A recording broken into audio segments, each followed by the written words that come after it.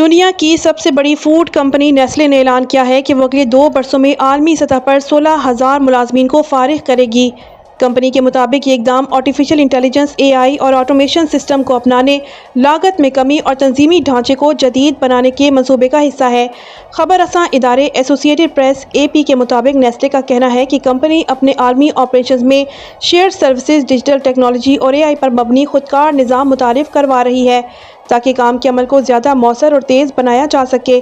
تاہم اس تبدیلی کے نتیجے میں بڑی تعداد میں انسانی ملازمتیں ختم کر دی جائیں گی۔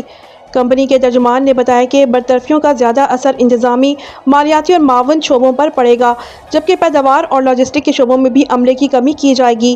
نیسلے کے نئے چیف ایگزیکٹو آفیسر (CEO) کے عہدہ سنبھالنے کے بعد کمپنی میں تنظیمی اصلاحات کا عمل شروع کیا گیا ہے۔